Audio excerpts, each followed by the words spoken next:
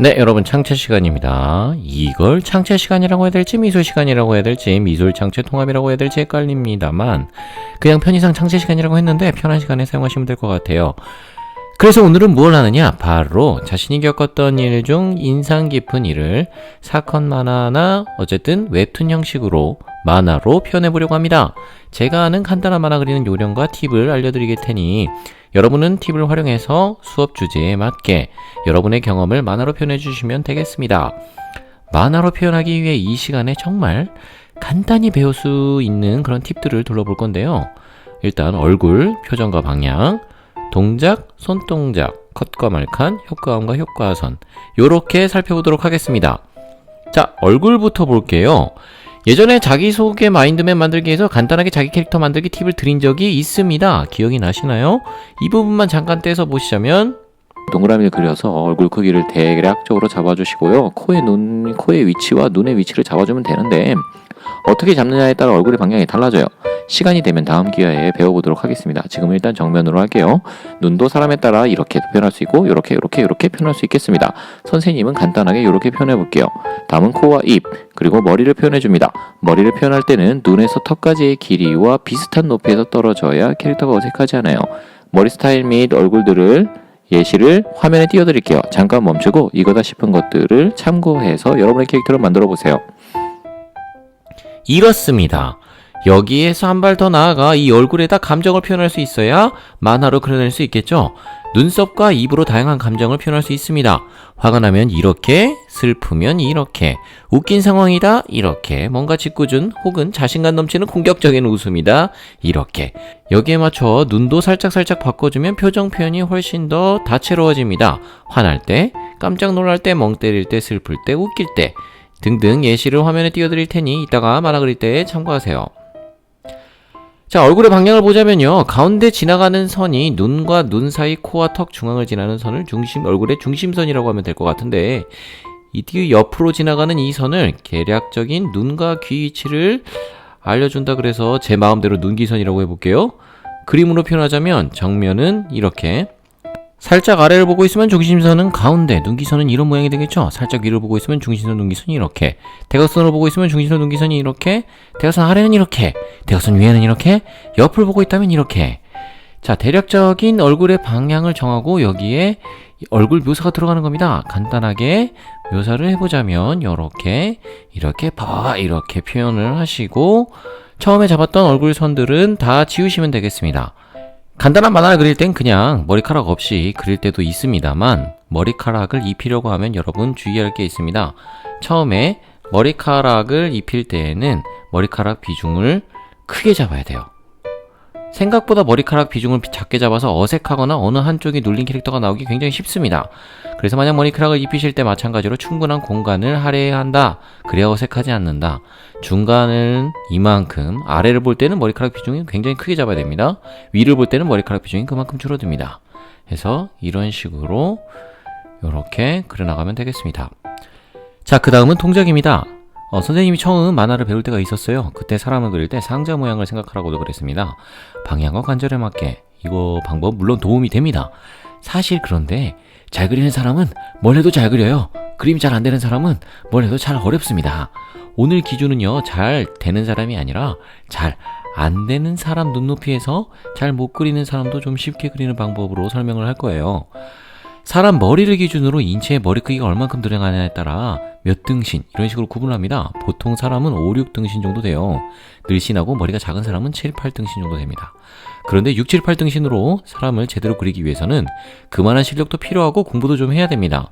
아까 말씀드렸다시피 오늘은 쉽고 간단하게 그리는 방법을 살펴볼 거예요.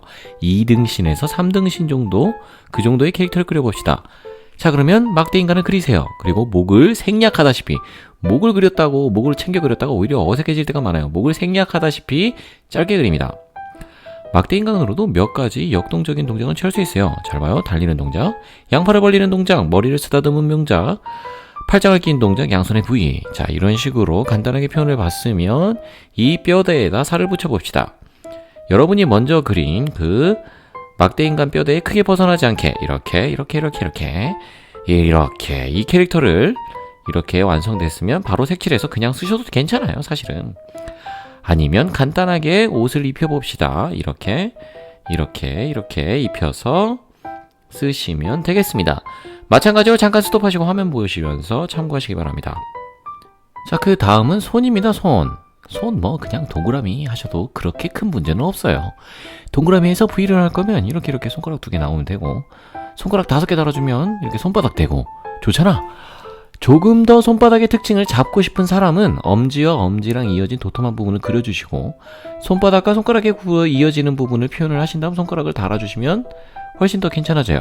여기서 몇 개 구부리면 다양한 손모양이 나옵니다. 보자기, 그리고 손가락 3개 구부렸더니 가위, 다 구부리면 바위. 손바닥이 아니라 손등이 부릴 경우에는 주먹을 쥐었을 때 살짝 튀어나오는 뼈 부분만 살짝 표현해 주시면 됩니다. 이렇게요. 마찬가지로 이것도 멈추시고 참고하세요. 자, 그러면 사람은 되었습니다. 그 다음에 컷과 말칸입니다. 말칸부터 설명할게요. 이미 하실 거예요. 요렇게 그려지면 일반적으로 차분히만 하는 상황이고, 요렇게 그려지면 이건 소리치거나 흥분한 상황, 뭐 위험해, 뭐 이런 상황이죠. 그리고 요렇게 그려지면 말을 하지 않고 생각하는 상황이죠. 간혹은 말칸을 그리지 않고 따로 네모를 넣어서 글을 넣기도 합니다. 근데 일반적으로 컷이 사각형이다 보니 말칸도 그에 맞춰서 이렇게 컷 안에 들어갈 때, 혹은 컷 바깥으로 튀어나올 때도 이런 식으로 있습니다. 분위기를 맞춰서 말칸을 그려가시면 될 것 같아요. 자, 컷을 살펴봅시다. 만화에서 그림과 그림을 구분하기 위해 일반적으로 사각형의 컷 안에 그림을 이어가죠. 사실 컷은 굉장히 다양하게 변화를 줄 수 있습니다. 꼭 컷이 있어야 되는 것도 아닙니다. 하지만 뭘 어떻게 그려야 될지 전혀 감이 안 오시는 분들을 위해서 기본적으로 만화를 구성하실 때는 이런 식으로 컷을 참고하시면 될 것 같아요. 자, 오늘같이 간단한 만화에서는 한 컷 안에 여러 내용을 한꺼번에 담을 수도 없고 그럴 필요도 없어요. 기껏해야 사람 하나, 말칸 하나, 많아봐야 사람 둘, 말칸 하나 정도예요. 화면에 나오는 컷과 사람 배치를 그대로 활용만 하셔도 짧은 만화는 금방 만들어낼 수 있어요. 이따 작품 만들 때 이 장면 참고하시기 바랍니다. 그 다음은 효과음과 효과선입니다. 만화를 표현할 때 흔히 보기 쉬운 효과선은 집중선입니다. 시선을 집중시키고 싶은 곳으로 중심으로 선을 이렇게 모이게 표현해주면 됩니다. 보통 집중선은 깜짝 놀라는 말칸이나 아니면 뭐 구가가가가가, 아니 뭐라고? 피해! 이렇게 말칸 없이 글자를 바로 집어넣는 효과음이랑 같이 이렇게 쓰일 때가 많아요.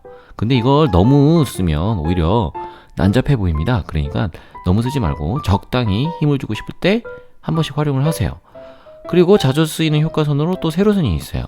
사건 만화처럼 간단한 만화에서 이게 어이가 없을 때나 헐, 혹은 어이가 없어서 머리는 아픈데 대꾸는 하기 싫을 때, 뭐 이런 식의 상황일 때 캐릭터 머리 위에 이렇게 길게 그려줍니다. 머리를 넘어서 그리기도 하고요, 머리 안쪽으로 눈을 생략하고 그릴 때도 있습니다. 땀방울이나 혹은 간단한 효과음, 혼백 같은 걸 그려놓으면 잘 어울립니다. 동작을 실감나게 만드는 동작선이 또 있습니다. 같은 동작이라도 속도감을 표현하고 싶을 땐 선을 몇 줄 더 그어주면 확실히 움직임이 더 돋보이게 됩니다. 간단하게 설명해도 사실 양이 좀 많죠. 오늘 배운 걸 가지고 선생님이 자기가 겪은 일 표현하기를 만화로 한번 표현을 해볼게요. 방학 때 겪었을 법한 이야기를 해보려고 생각을 해봤는데, 여름을 맞아 해수욕장에 가서 물놀이를 하고 즐겁게 놀았는데 장난꾸러기 동생이 꽃게에 물려서 신났다. 뭐 이 정도를 예로 들어보겠습니다. 자, 그러면 일단 제목을 간단하게 쓰고, 자, 캐릭터 그려줍니다. 안녕하세요. 이번 여름방학에 대해 이야기를 해볼게요. 아래 보면 알겠지만 정말 재밌었어요. 자, 뜨거운 태양 아래 물놀이도 즐기고. 자, 보시면 이렇게 캐릭터가 나오지 않더라도 주인공의 목소리를 집어넣기 위해 배경에다가 네모에 넣고 칼을 넣었어요. 무엇보다 그러고 나서 동생이 개에 물린 모습을 그리고 여기에다가 중심선과 효과음을 넣어봤습니다. 동생이 개에 물렸거든요. 와하하하, 정말 웃겼죠? 나 잡아봐라. 끝. 자, 한 번 더 살펴볼까요? 안녕하세요. 여름방학에 대해 이야기해볼게요. 아래 보면 알겠지만 정말 재밌었어요. 뜨거운 태양 아래 우리 물놀이도 즐기고 무엇보다 동생이 개에 물렸거든요. 하하하, 정말 웃겼죠? 끝. 자, 이런 식으로 그렇게 막 복잡하지 않았죠? 복잡하지 않았습니다. 오늘 말씀드린 컷들을 활용해서 만들어봤어요. 자기 수준에 따라 여기에서 마무리를 해도 사실은 됩니다만, 조금 더 구체적으로 표현하고 싶은 친구들은 이제 여기서 묘사를 좀 더 해봐요. 머리 스타일과 옷만 잘 입혀도 자, 이렇게 입혀도 느낌이 많이 달라집니다. 자, 이렇게 자신이 겪었던 특별하고 재미있던 일들을 우리 같이 만화로 남겨보길 원합니다. 오늘 수업은 여기서 끝이 아니죠. 이제 시작입니다. 각자 시작해보겠습니다. 수고하셨습니다.